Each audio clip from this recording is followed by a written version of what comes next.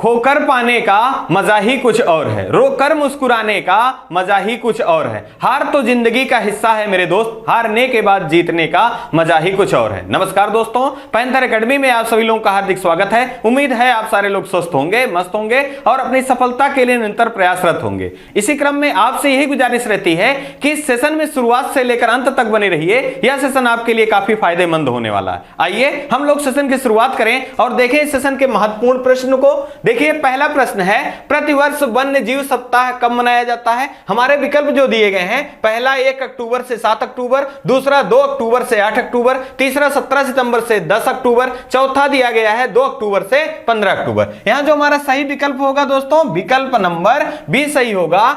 प्रतिवर्ष वन्य जीव सप्ताह के रूप में 2 अक्टूबर से 8 अक्टूबर को वन्य जीव सप्ताह के रूप में मनाया जाता है। इसका उद्देश्य क्या है ये जाने दोस्तों, तो इसका उद्देश्य नेशनल पार्क, वन्य जीव अभयारण्य, साथ ही साथ जो जूलॉजिकल पार्क हैं वहां के जीवों को सुरक्षित या संरक्षित रखना इसका मुख्य उद्देश्य है। यहां से एक प्रश्न और भी याद रखें, विश्व वन्य जीव दिवस कब मनाया जाता है? तो यह प्रत्येक वर्ष 3 मार्च को विश्व वन्य जीव दिवस के रूप में मनाया जाता है। साथ ही साथ दोस्तों याद रखना है, कुछ सप्ताह के रूप में दिवस मनाए जाते हैं। अगर हम बात करें पोषण सप्ताह किस सप्ताह के रूप में मनाया जाता है? तो 1 सितंबर से 7 सितंबर या सितंबर माह के पहले सप्ताह को पोषण सप्ताह के रूप में मनाया जाता है। और इसी को भी स्वच्छ जल सप्ताह के रूप में मनाया जाता है। अगर हम बात करें ही अगले प्रश्न के रूप में, तो 1 अक्टूबर को स्वैच्छिक रक्तदान दिवस के रूप में मनाया जाता है। साथ ही साथ विश्व वृद्धजन दिवस के रूप में भी मनाया जाता है। आज से एक नई पहल शुरुआत की गई है इस सीरीज में कि हम लोग पिछला माह के जो महत्वपूर्ण दिवस हैं उनको भी रिकॉल कर लेंगे, जिससे आने वाली परीक्षाओं में हमारे प्रश्न गलत ना होने पाए। आइए हम लोग जनवरी माह से स्टार्ट करते हैं इसको। जनवरी माह के महत्वपूर्ण दिवसों को देख लें। देखिए पहला अत्यंत महत्वपूर्ण दिवस है, 4 जनवरी को विश्व ब्रेल दिवस मनाया जाता है, क्योंकि ब्रेल लिपि के आविष्कार किसने किया था? तो लुई ब्रेल ने किया था। उन्हीं की स्मृति में ब्रेल दिवस मनाया जाता है। अगर हम बात करें विश्व प्रवासी दिवस की दोस्तों, तो 9 जनवरी 1915 ईस्वी में महात्मा गांधी जी वापस भारत आए थे।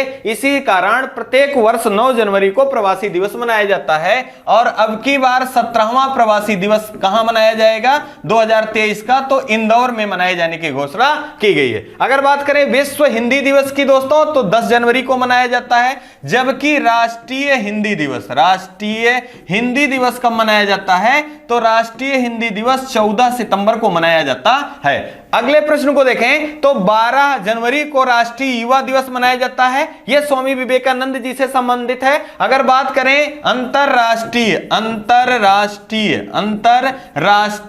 युवा दिवस कब मनाया जाता है? तो यह 12 अगस्त को मनाया जाता है। और इसी दिन अंतरराष्ट्रीय हाथी दिवस भी मनाया जाता है। अगर बात करें 15 जनवरी की थल सेना दिवस और भारतीय सेना दिवस के रूप में भी मनाया जाता है। बात करें ही पराक्रम दिवस के रूप में, तो हाल ही में पराक्रम दिवस मनाए जाने की घोषणा की गई है, जो किसे समर्पित है? नेता सुभाष चंद्र बोस जी को समर्पित है। और 23 जनवरी को मनाए जाने की घोषणा की गई। 24 जनवरी के बारे में बात करें, राष्ट्रीय बालिका दिवस मनाया जाता है। लेकिन अगर हम यही बात करें 13 फरवरी की दोस्तों, तो यहां आपको जरूर याद रखना है राष्ट्रीय महिला दिवस। कौन सा दिवस? राष्ट्रीय महिला दिवस 13 फरवरी को मनाया जाता है। जबकि 8 मार्च को दोस्तों अंतरराष्ट्रीय महिला दिवस के रूप में मनाया जाता है, प्रत्येक वर्ष 8 मार्च को। अगर हम बात करें 25 जनवरी की, तो राष्ट्रीय मतदाता दिवस मनाया जाता है, क्योंकि 25 जनवरी 1950 में चुनाव आयोग का गठन हुआ था और 25 जनवरी को राष्ट्रीय मतदाता दिवस के रूप में मनाया जाता है। 26 जनवरी की बात करें तो आपको ये जरूर याद रखना है, 26 जनवरी 1950 ईस्वी में पूर्ण रूप से पूर्ण रूप से संविधान लागू हुआ था भारत में। इसी कारण गणतंत्र दिवस कब मनाया जाता है? प्रत्येक 26 जनवरी को मनाया जाता है। 30 जनवरी को शहीद दिवस और विश्व कुष्ठ निवारण दिवस के रूप में मनाया जाता है। यकीन मानिए दोस्तों, ये सारे प्रश्न अगर आप विगत वर्षों का प्रश्न पत्र उठा के देखेंगे तो यहां से बहुत महत्वपूर्ण प्रश्नों का जो संकलन है वो आपको पेपर में जरूर मिल जाएगा। यहीं से प्रश्न बने हुए हैं, आपको इनको जरूर याद रखना है। आइए इसी क्रम में दूसरा प्रश्न देख लें, अत्यंत महत्वपूर्ण है। हाल ही में किस राज्य का मोटेरा गांव देश का पहला सौर ऊर्जा संचालित गांव घोषित किया गया है? यहां देखिए विकल्प दिए गए, पहला उत्तर प्रदेश, दूसरा राजस्थान, तीसरा गुजरात, चौथा मध्य प्रदेश। यहां जो हमारा सही विकल्प होगा विकल्प नंबर सी होगा, गुजरात राज्य में। और गुजरात राज्य का मोटेरा गांव जो है, यहां देखिए रूफटॉप में सारे गांव के सारे छतों पर सोलर पैनल लगाया गया है और यहां पर यह भारत का पहला 100% सौर ऊर्जा से संचालित होने वाला गांव के रूप में चिन्हित किया गया है। और इसे किसके द्वारा इसका उद्घाटन किया गया है? तो प्रधानमंत्री नरेंद्र मोदी जी द्वारा इसका उद्घाटन किया गया है। अब गुजरात से महत्वपूर्ण प्रश्नों के रूप में अगर देखें, गुजरात की राजधानी क्या है? तो गांधीनगर दोस्तों गुजरात की राजधानी है। साथ ही साथ आपको याद रखना है, हाल ही में गुजरात राज्य में अटल ब्रिज का उद्घाटन किया गया। तो ये किस नदी पर है? साबरमती नदी पर है। और इसका आकार कैसा है? तो पतंग जैसे आकार का है अटल ब्रिज। लेकिन आपको जरूर याद रखना है, अटल टनल के बारे में बात नहीं हो रही है, क्योंकि अटल टनल अगर पूछा जाए तो 2022 का बेस्ट इंफ्रास्ट्रक्चर का अवार्ड किसे दिया गया है? तो अटल टनल को दिया गया है, जो कि हिमाचल प्रदेश से संबंधित है और यह रोहतांग दर्रे में बनाया गया है। आपसे अगर पूछा जाए कि WHO के द्वारा ट्रेडिशनल मेडिसिन सेंटर खोले जाने की घोषणा कहां की गई है? तो गुजरात के जामनगर में। कहां? गुजरात के जामनगर में ट्रेडिशनल मेडिसिन सेंटर खोले जाने की घोषणा की गई है। अब बात हो रही है सोलर की, तो आप याद रखें कि भारत में या विश्व में फ्लोटिंग सोलर प्लांट की सबसे बड़ा प्लांट कहां स्थापित किया गया है? तो मध्य प्रदेश के खंडवा में फ्लोटिंग सोलर प्लांट का विश्व का सबसे बड़ा प्लांट स्थापित किया गया है। अगर बात करें भारत में कि सौर ऊर्जा में भारत में प्रथम स्थान पे कौन सा राज्य है? तो सौर ऊर्जा के उत्पादन में भारत का राजस्थान राज्य जो है कर्नाटक को पीछे छोड़कर पहले स्थान पर है। यहीं पे आपको ध्यान रखना है, राजस्थान से संबंधित 52वां टाइगर रिजर्व का संबंध किस राज्य से है? तो 52वां टाइगर रिजर्व जो है ये राजस्थान राज्य से संबंधित है और ये रामगढ़ विस्तारी है। साथ ही साथ आपको याद रखना है आपको कि भारत में टोटल टाइगर रिजर्व की संख्या कितनी है? तो भारत में टोटल टाइगर रिजर्व की संख्या जो है वो कितनी है? 53 टाइगर रिजर्व हैं। आइए इसी क्रम में हम लोग अगला प्रश्न देख लें। अगला है, हाल ही में भारत में स्थित मामलूह गुफा को यूनेस्को के द्वारा दुनिया का पहले 100 IUGS भूवैज्ञानिक स्थल के रूप में चुना गया है। तो यहां देखिए, अब यहां पूछा जा रहा है कि मामलूह गुफा का संबंध निम्न में से किस राज्य से संबंधित है? तो देखिए, पहला दिया गया मेघालय, दूसरा गुजरात, तीसरा तेलंगाना, चौथा सिक्किम। यहां जो हमारा सही विकल्प होगा विकल्प नंबर 1 सही होगा। मेघालय राज्य में ही स्थित है मामलूह जो है गुफा। देखिए, यहां दिखाए जाने की कोशिश भी पिक्चर के माध्यम से की गई है कि ये मामलूह गुफा है जिसको यूनेस्को ने अपने 100 IUGS भूवैज्ञानिक स्थल के रूप में चिन्हित किया है। अब यहां IUGS का पहले फुल फॉर्म जान लीजिए, तो इंटरनेशनल यूनिवर्सल जियोग्राफिकल साइट जो है इसका फुल फॉर्म है। साथ ही साथ ये पहल किसकी है? तो ये पहल है यूनेस्को की। अब मेघालय में है, तो मेघालय की राजधानी क्या है दोस्तों? शिलांग जो है ये मेघालय की राजधानी है। आपको याद आ रहा होगा कि शिलांग में ही चेरी ब्लॉसम महोत्सव का आयोजन किया जाता है। साथ ही साथ आप याद कर लीजिए यहीं पर कि भारत में कुल राजनीतिक दलों या राजनीतिक पार्टी जो हैं, जो नेशनलाइज हैं, वो कितनी हैं? तो 8 हैं। और 8वीं कौन है? तो पीपल्स पार्टी है, जिसकी चुनाव चिन्ह क्या है, खुला किताब है। और वहां आप ध्यान रखें कि ये पार्टी जो है ये मेघालय में ही इनकी सरकार है और इनको आप ध्यान रखें कि मुख्यमंत्री के रूप में कोनराड संगमा जी हैं और जिनका संबंध किस पार्टी से है, पीपल्स पार्टी से है, जो कि भारत की 8वीं राजनीतिक पार्टी के रूप में है। साथ ही साथ अगर हम बात करें, हाल ही में मेघालय से एक प्रश्न बताया गया था कि सत्यपाल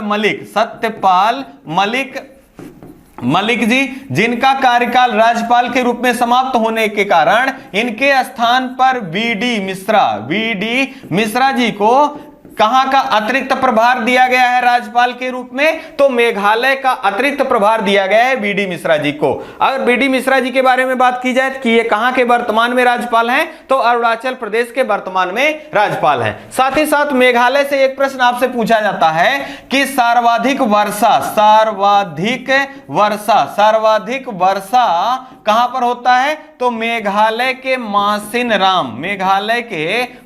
राम चेरापूंजी जिला है और चेरापूंजी जिले के मासिन राम में सर्वाधिक वर्षा होता है। साथ ही साथ यूनेस्को के द्वारा हाल ही में लिविंग रूट को विश्व विरासत स्थल के रूप में चिन्हित किए जाने की घोषणा भी की गई है। किसको? लिविंग रूट को। और अगर हम बात करें, हाल ही में यूनेस्को ने भारत के 50 वस्त्रों को भी संरक्षित रखने की घोषणा कर रखी है। अब यहां यूनेस्को से बात हो रही थी तो आपको यूनेस्को में महत्वपूर्ण जानकारी याद रखना है कि भारत में विश्व विरासत स्थलों की संख्या कितनी है? 40 है। 39वां कौन है? तेलंगाना का रामप्पा मंदिर है। और अगर बात करें 40वां की तो ये धौलावीरा, कौन सा है? धौलावीरा है। साथ ही साथ आपको याद रखना है इनका क्रम क्या है, तो इसमें 32 स्थल जो हैं ये सांस्कृतिक हैं, जबकि 7 स्थल जो हैं दोस्तों ये प्राकृतिक हैं और एक स्थल जो है ये मिक्स है। और वो स्थल कौन सा है?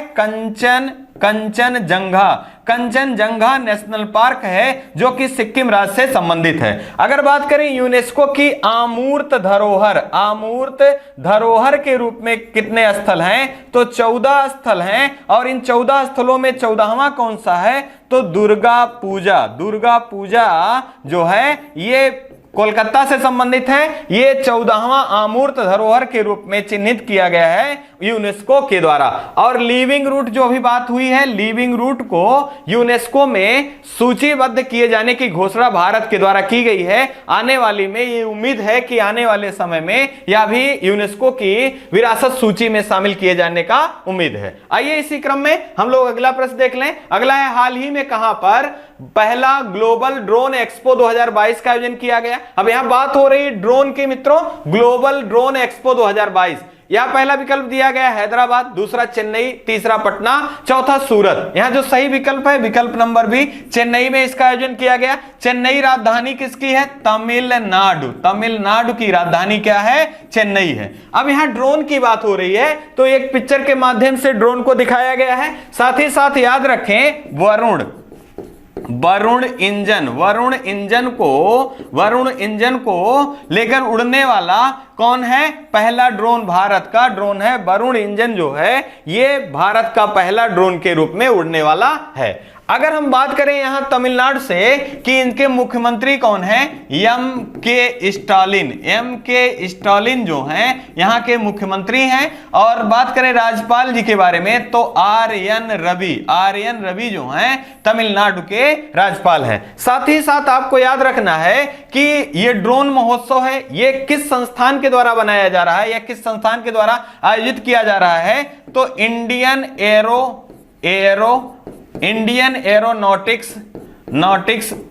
एरोनॉटिक्स संस्थान के द्वारा। और आपको यहां संस्था जो है वो गरुण एरोनॉटिक्स के द्वारा ये एक्सपो आयोजन किए जाने की घोषणा की गई है। साथ ही साथ आपको याद रखना है यहां पे एक महत्वपूर्ण जानकारी के रूप में तमिलनाडु राज्य से ही कि हाल ही में T+2 पुरस्कार किस टाइगर रिजर्व को दिए जाने की घोषणा की गई है? तो सत्यमंगलम टाइगर रिजर्व है, जो कि किस राज्य से संबंधित है? तमिलनाडु राज्य से संबंधित है। आपको याद रखना है दोस्तों, हाल ही में आजादी के 75 वर्षगांठ मनाया गया है और आजादी के 75 वर्षगांठ में यह लक्ष्य रखा गया था कि भारत में 75 आर्द्र भूमियों को सुरक्षित करने का या संरक्षित करने का। और वर्तमान में भारत में आर्द्र भूमियों की संख्या कितनी है? 75 है। तो यहां आपको जरूर याद रखें कि सर्वाधिक आर्द्र भूमियां भारत के किस राज्य से संबंधित हैं? तो तमिलनाडु राज्य से संबंधित हैं। और कितनी है? 14 आर्द्र भूमियां हैं। और दूसरे स्थान पे कौन है? उत्तर प्रदेश दूसरे स्थान पर है। अगर यही हम ध्यान दें तो 44वां शतरंज ओलंपियाड का आयोजन कहां किया गया था? तो यह भी चेन्नई में किया गया था, जिसका शुभंकर थुम्बी था और विजेता देश के रूप में उज्बेकिस्तान रहा और प्रेसिडेंट के रूप में, फीडे के प्रेसिडेंट के रूप में यहीं पे विश्वनाथन आनंद जी को नियुक्त किया गया। ये महत्वपूर्ण जानकारियां हैं, आपको जरूर याद रखना है। आइए इसी क्रम में अगला देख लें। हाल ही में किस राज्य में 81वां राष्ट्रीय भारतीय सड़क कांग्रेस का आयोजन किया गया? यहां पूछा जा रहा है 81वां भारतीय सड़क कांग्रेस का आयोजन कहां किया गया? तो पहला दिया गया है मध्य प्रदेश, दूसरा उत्तर प्रदेश, तीसरा बिहार, चौथा महाराष्ट्र। यहां जो हमारा सही विकल्प है यह उत्तर प्रदेश की राजधानी लखनऊ में 81वां भारतीय सड़क कांग्रेस का आयोजन किया गया। अब यहां पर आपको ध्यान रखना है, राष्ट्रीय राजमार्ग मंत्रालय के केंद्रीय मंत्री कौन है? तो नितिन गडकरी जी। कौन है? नितिन गडकरी जी हैं। साथ ही साथ एक महत्वपूर्ण फैक्ट के रूप में याद रखिए, भारत का 13 एक्सप्रेस वे वाला पहला राज्य कौन सा है? तो ये उत्तर प्रदेश है। कौन सा राज्य है? उत्तर प्रदेश है। अगर बात करें राजमार्गों की, तो भारत में किस राज्य में सर्वाधिक राजमार्ग हैं या लंबाई में सर्वाधिक राजमार्ग किस राज्य में है? तो महाराष्ट्र राज्य जो है ये राजमार्गों के क्रम में पहले स्थान पे है, जबकि उत्तर प्रदेश जो है दोस्तों ये दूसरे स्थान पे है। अब यहां बात हो रही थी उत्तर प्रदेश से, तो कुछ हाल फिलहाल के दिनों में उत्तर प्रदेश से महत्वपूर्ण करंट जो चर्चा में है उनको जरूर याद रखें। जैसे अगर बात करें अमृत सरोवर की स्थापना, सबसे पहला अमृत सरोवर कहां स्थापित किया गया? तो यह रामपुर में स्थापित किया गया। और हाल ही के रिपोर्ट के आधार पर अमृत सरोवर क्रियान्वयन में भारत का पहला राज्य या पहला स्थान किस राज्य को मिला है? तो यह उत्तर प्रदेश को मिला है। अगर हम बात करें सब्जी उत्पादन, आलू उत्पादन, साथ ही साथ दूध उत्पादन, साथ ही साथ चीनी उत्पादन में भारत में कौन सा राज्य पहले स्थान पे है? तो उत्तर प्रदेश पहले स्थान पर है। हाल ही में नाइट सफारी प्रारंभ करने की घोषणा की गई है। कहां से? लखनऊ से नाइट सफारी प्रारंभ करने की घोषणा की गई है। अगर बात करें राष्ट्रीय जल पुरस्कार में पहले स्थान पे कौन सा राज्य रहा है? तो पहले स्थान पे उत्तर प्रदेश, दूसरे स्थान पे राजस्थान और तीसरे स्थान पे तमिलनाडु राज्य रहा है। आपको ये सारे बिंदुएं जरूर याद रखना है दोस्तों, क्योंकि आने वाली परीक्षाओं में यहां से प्रश्न बनने की संभावना प्रबल है। आइए इसी क्रम में हम लोग अगला प्रश्न देख लें। अगला प्रश्न देखने से पहले कुछ महत्वपूर्ण जानकारियां हैं जो कि आयोजन स्थल से संबंधित हैं, यहीं पे रिकॉल कर लिया जाए। जैसे अगर बात किया जाए 25वां भारतीय अंतरराष्ट्रीय फिल्म महोत्सव गोवा में आयोजित किया गया और 13वां एशियन शिखर सम्मेलन अध्यक्षता एक कंबोडिया के द्वारा किया गया। 7वां भारतीय अंतरराष्ट्रीय विज्ञान महोत्सव ये पणजी में किया गया। 108वां भारतीय विज्ञान कांग्रेस अत्यंत महत्वपूर्ण है, पुणे में किया गया। 5वां बिम्स्टेक शिखर सम्मेलन 2022 इसकी मेजबानी श्रीलंका के कोलंबो में किया गया। 7वां रायसीना डायलॉग अत्यंत महत्वपूर्ण है, इसकी अध्यक्षता प्रधानमंत्री नरेंद्र मोदी ने किया और यह रायसीना पर्वत पर होता है या राष्ट्रपति भवन में इसका आयोजन किया जाता है। 41वां हुनर हाट का आयोजन 2022 ये कहां किया गया? आगरा में। मरुस्थलीकरण पर COP 15 का शिखर सम्मेलन आबिदजान ये आइवरी कोस्ट में किया गया। अगर बात करें ब्रिक्स संस्कृति मंत्रियों की 7वीं बैठक कहां बुलाई गई? तो चीन में बुलाई गई। 14वां ब्रिक्स शिखर सम्मेलन चीन में बुलाया गया। संयुक्त राष्ट्र महासागर सम्मेलन ये पुर्तगाल में बुलाया गया। और 48वां G7 शिखर सम्मेलन जर्मनी में बुलाया गया। ये महत्वपूर्ण आयोजन स्थल हैं, आपको जरूर याद रखने हैं। आइए इसी क्रम में अगला देख लें। हाल ही में किसने ऑस्ट्रेलियाई विक्टोरियन प्रीमियर पुरस्कार जीता है? यहां देखिए, पहला दिया गया दिव्यांगना शर्मा, दूसरा रितिका शर्मा, तीसरा दिया गया ये भी दोनों, चौथा रिदिम मिमानिया। यहां जो हमारा सही विकल्प होगा, विकल्प नंबर ए और बी, मतलब दिव्यांगना शर्मा और रितिका शर्मा, इन दोनों छात्राओं के द्वारा ऑस्ट्रेलियाई विक्टोरियन प्रीमियर पुरस्कार को जीता गया। अब यहां बात हो रही पुरस्कारों से, तो आपको कुछ महत्वपूर्ण पुरस्कार हैं, उनको जरूर याद रखना है। जैसे बात की जाए विश्व खाद्य पुरस्कार, विश्व खाद्य पुरस्कार से किसे सम्मानित किया गया है? तो डॉक्टर सिंथिया, किसे? डॉक्टर सिंथिया को सम्मानित किया गया है। अगर बात करें शस्त्र रामानुजन पुरस्कार किसे दिया गया है? तो टिंग को दिया गया है, आपको ध्यान रखना है। अगर रामानुजन पुरस्कार की बात हो दोस्तों, तो आपको भूलना नहीं है डॉक्टर नीना गुप्ता को दिया गया है। अगर बात करें 31वां व्यास सम्मान की, तो 31वां व्यास सम्मान असगर वजाहत को दिया गया है। यही बात कर ले 32वां बिहारी पुरस्कार की, तो डॉक्टर माधव हांडा को दिया गया है। अगर हम बात करें 31वां सरस्वती सम्मान की दोस्तों, तो आपको याद रखना है रामदरस मिश्रा। कौन? रामदरस मिश्रा। और आपको याद रखना है 56वां ज्ञानपीठ पुरस्कार, साथ ही साथ 57वां ज्ञानपीठ पुरस्कार क्रमशः नीलमणि फूकन और दामोदर माउजो को दिया गया है। ये कुछ महत्वपूर्ण पुरस्कार हैं, आपको जरूर याद रखना है। खोल दे पंख मेरे कहता है परिंदा, अभी उड़ान बाकी है, जमीन नहीं है मंजिल मेरी, अभी पूरा आसमान बाकी है। आपको निरंतर प्रयास करते रहना है। यकीन मानिए, अगर आप ऐसा कर रहे हैं तो आपको सफल होने से कोई रोकने वाला नहीं है। आइए इसी क्रम में अगला प्रश्न हम लोग देख लें। अगला प्रश्न यहां देखिए, पिक्चर के माध्यम से रितिका सक्सेना साथ ही दिव्यांगना शर्मा को दिखाया गया है, जिन्होंने ऑस्ट्रेलियाई विक्टोरियन प्रीमियर लीग को जीता है। आइए इसी क्रम में, हाल ही में ह्यूमनॉइड व्योममित्रा का प्री फ्लाइट ग्राउंड परीक्षण किया गया, किसके द्वारा किया गया? अब यहां देखिए, व्योममित्रा जो है यह एक प्रकार की रोबोट है, मानव जैसी दिखने वाली रोबोट है, जिसका नाम भारत के द्वारा रखा गया है व्योममित्रा। क्या रखा गया है? व्योममित्रा रखा गया। अब ये किस संस्था के द्वारा इसका सफल परीक्षण किया गया? तो देखिए, पहला दिया गया नासा, दूसरा इसरो, तीसरा वार्क, चौथा DRDO। अत्यंत महत्वपूर्ण संस्थाएं हैं, यहां से प्रश्न लगातार बनते हैं। तो हमारा सही विकल्प जो है, ये विकल्प नंबर बी सही होगा। इसरो के द्वारा इसका सफल परीक्षण किया गया। अब इसरो के बारे में अगर जाने, तो इसरो की स्थापना 15 अगस्त 1969 ईस्वी में किया गया था। इसका मुख्यालय बंगलुरु में है। साथ ही साथ इसके पहले अध्यक्ष किसे नियुक्त किया गया था? तो विक्रम साराभाई को पहले अध्यक्ष के रूप में नियुक्त किया गया था। और वर्तमान में कौन है? तो शोभनाथ जी इसरो के प्रमुख हैं। साथ ही साथ एक इसरो की महत्वपूर्ण योजना थी, जो कि हाल ही में निष्क्रिय हो गई है, जिसका नाम MOM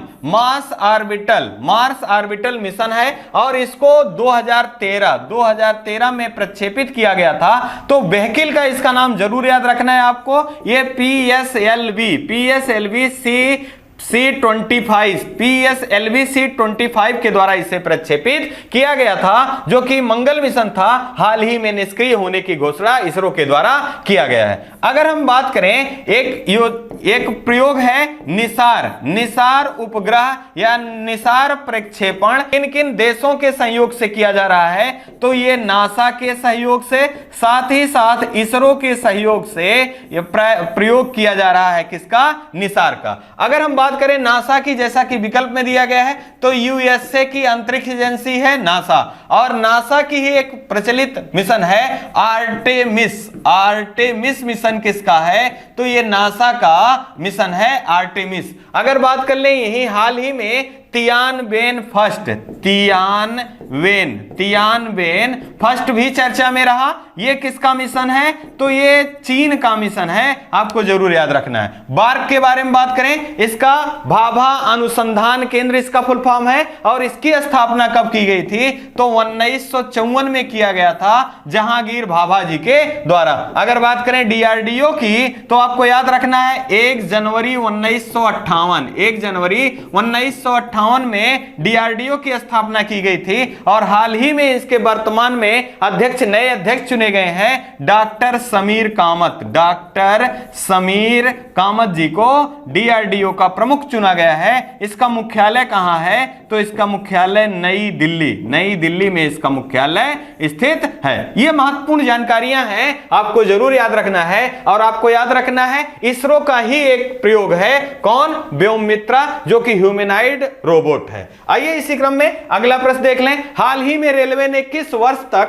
शुद्ध शून्य कार्बन उत्सर्जन करने की योजना बनाई है? तो यहां देखिए आपको दिया गया 2025, 2030, 2024, 2027। यहां जो हमारा सही विकल्प है दोस्तों, ये 2030 तक रेलवे ने शुद्ध शून्य कार्बन उत्सर्जन का लक्ष्य रखा है।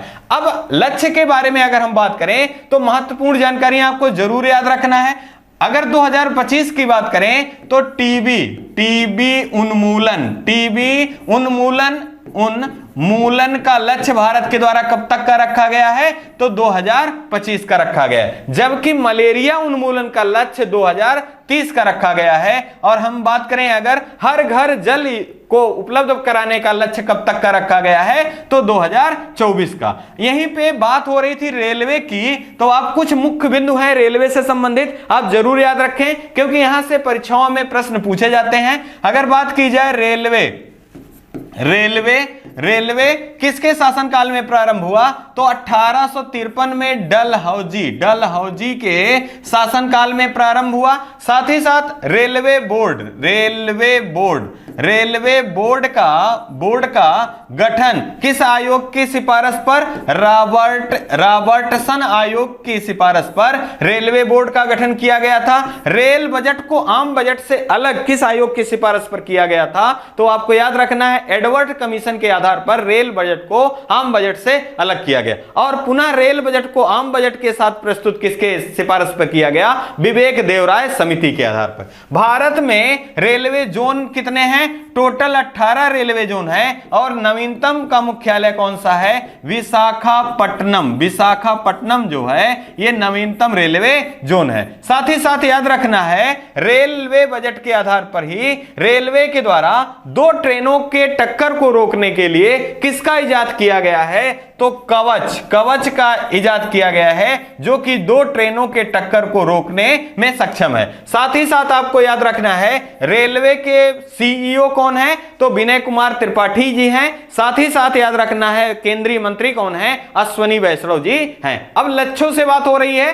कुछ महत्वपूर्ण लक्ष्य हमने सीरीज में बना रखे हैं, जो कि आप उसको जरूर याद रखें। जैसे किसानों की आय दुगना करने का लक्ष्य 2022 का है। देश में सिंगल यूज प्लास्टिक को मुक्त करना 2022 का है। हर घर जल का बात हो चुका है, 2024 का है। और 100 नए एयरपोर्ट विकसित करने का लक्ष्य 2025 का है। विश्व की तीसरी सबसे बड़ी अर्थव्यवस्था बनने का लक्ष्य 2030 का है, जबकि वर्तमान में भारत का स्थान विश्व की अर्थव्यवस्थाओं में सबसे बड़ी अर्थव्यवस्थाओं में 5वें स्थान पर है। इन्होंने ब्रिटेन को पीछे छोड़ा है। अगर बात करें मवेशियों में फुट और माउथ रोग खत्म करने का 2025 का है। भारत को $5 ट्रिलियन की अर्थव्यवस्था बनाने का लक्ष्य 2025 का है। भारत को टीबी मुक्त 2025, भारत को मलेरिया मुक्त 2030 और 100% इलेक्ट्रिक वाहन का लक्ष्य 2030 तक का रखा गया है। ये महत्वपूर्ण लक्ष्य हैं, आपको जरूर याद रखने। आइए दोस्तों इसी क्रम में अगला प्रश्न देख लें। हाल ही में किस भारतीय खिलाड़ी ने सर्वाधिक विश्व कप प्राप्त करने का रिकॉर्ड बनाया है? मतलब भारत में सर्वाधिक विश्व कप प्राप्त करने का रिकॉर्ड किसने बनाया है? ये अत्यंत महत्वपूर्ण प्रश्न है। तो यहां हमारे विकल्प जो दिए गए हैं, पहला नीरज चोपड़ा, चोपड़ा, दूसरा सुनील छेत्री, तीसरा विराट कोहली, चौथा पंकज अडवाणी। यहां जो सही विकल्प है हमारा ये पंकज अडवाणी है और इनका खेल क्या है, बिलियर्ड्स है और इन्होंने भारत के लिए अभी तक 25 विश्व कप प्राप्त किया है, जो एक खिलाड़ी के रूप में भारत के लिए सर्वाधिक है। मतलब एक खिलाड़ी के परिप्रेक्ष्य में सर्वाधिक विश्व कप जीतने वाले खिलाड़ी कौन है, तो ये पंकज अडवाणी है। खेल क्या है, बिलियर्ड्स है। अगर बात करें विराट कोहली की तो भारत में T20 मैचों में सर्वाधिक रन बनाने वाले भारत के खिलाड़ी कौन से हैं, तो 11,000 रन बनाने वाले पहले खिलाड़ी कौन है, विराट कोहली हैं। अगर बात करें सुनील छेत्री जी के बारे में तो मेजर ध्यानचंद पुरस्कार से सम्मानित होने वाले 2021 के, तो आपको याद रखना है फुटबॉलर के रूप में कौन है, एकमात्र फुटबॉलर सुनील छेत्री हैं और महिला के रूप में मिताली राज है क्रिकेटर में। अगर बात करें नीरज चोपड़ा जी के बारे में तो आपको याद रखना है विश्व एथलेटिक्स गेम में सिल्वर पदक विजेता भारत के लिए कौन रहे, तो नीरज चोपड़ा रहे और सिल्वर पदक जीतने वाले भारत के एकमात्र खिलाड़ी रहे, जबकि कांस्य पदक विजेता के रूप में अंजू बाबी जॉर्ज रही, जिनका खेल ऊंची कूद रहा। अगर हम बात करें टोक्यो ओलंपिक में तो एकमात्र स्वर्ण पदक विजेता नीरज चोपड़ा रहे, लुसाने डायमंड और पूरी लीग में स्वर्ण पदक विजेता कौन रहे, तो नीरज चोपड़ा रहे। लेकिन आपको ध्यान रखना है कॉमनवेल्थ गेम में इनके अस्वस्थ होने के कारण इन्होंने कॉमनवेल्थ गेम में प्रतिभाग नहीं किया था। साथ ही साथ अगर हम बात करें यहां महत्वपूर्ण जानकारी के रूप में भारतीय फुटबॉल संघ के रूप में बेस्ट फुटबॉलर के रूप में सुनील छेत्री को पुरुष वर्ग में और महिला वर्ग में मनीषा कल्याण को चुना गया है। आइए इसी क्रम में हम लोग अगला प्रश्न देख लेते हैं। यहां देखिए पंकज अडवाणी को दिखाया गया है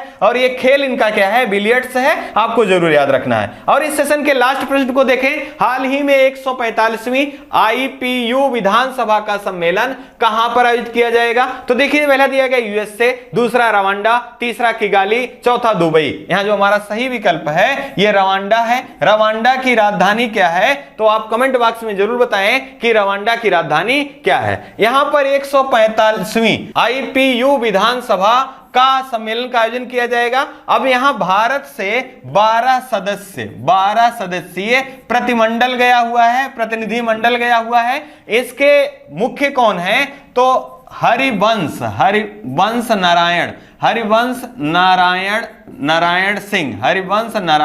सिंह जी हैं। अब आपको यही याद रख लेना है कि उपसभापति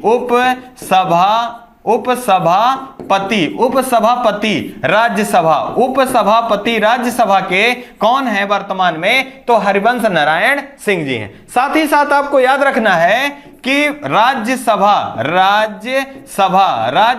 जो है मित्रों, राज्यसभा के सभापति कौन होते हैं, तो उपराष्ट्रपति या पदेन उपराष्ट्रपति ही राज्यसभा के सभापति होते हैं। तो वर्तमान में जगदीप धनखड़ जी जो हैं ये 16वें क्रम के 16वें और व्यक्ति के रूप में 14वें कौन उपराष्ट्रपति हैं, जगदीप धनखड़ जी हैं, आपको याद रखना है। साथ ही साथ ये कहां से जुड़े थे, तो ये पश्चिम बंगाल के राज्यपाल रहे हैं। साथ ही साथ आपको याद रखना है यहां पर कनाडा में 65वां संसदीय सम्मेलन बुलाया गया था। इसकी अध्यक्षता किसके द्वारा, ओम बिरला जी द्वारा किया गया और ये 17वीं लोकसभा के लोकसभा अध्यक्ष कौन है, ओम बिरला जी हैं। आपको ध्यान रखना है किस अनुच्छेद में लोकसभा अध्यक्ष वर्णित है, अनुच्छेद 93 में लोकसभा अध्यक्ष वर्णित हैं। ये कुछ महत्वपूर्ण जानकारियां हैं जो कि आपको बताना था। एक लास्ट में ये भी देख लीजिए, दुबई में पहला होम्योपैथिक सम्मेलन का आयोजन किया गया होम्योपैथी के प्रचार प्रसार के लिए। ये महत्वपूर्ण जानकारियां हैं, आपको इनको जरूर याद रखना है क्योंकि परीक्षाओं में निश्चित रूप से यहां से आपको लाभ होने वाले हैं। अंत में आपसे विदा लेने से पहले यही कहना चाहेंगे, अगर मेरे द्वारा या संस्थान के द्वारा दी गई जानकारी आपको पसंद आ रही है तो चैनल को सब्सक्राइब करना, लाइक करना और शेयर करना ना भूलें। 2 शब्द यहां दिया गया है, प्रत्येक अवसर के लिए तैयार रहना चाहिए। सफलता का रहस्य यही है, मतलब कठिनाइयां आए तब भी अपने आप को निराश नहीं होना है, लगातार प्रयास करना है और आप सफल होकर रहेंगे। इसी क्रम में आप अपना और अपने परिवार का खूब ढेर सारा ध्यान रखें। जय हिंद, जय भारत।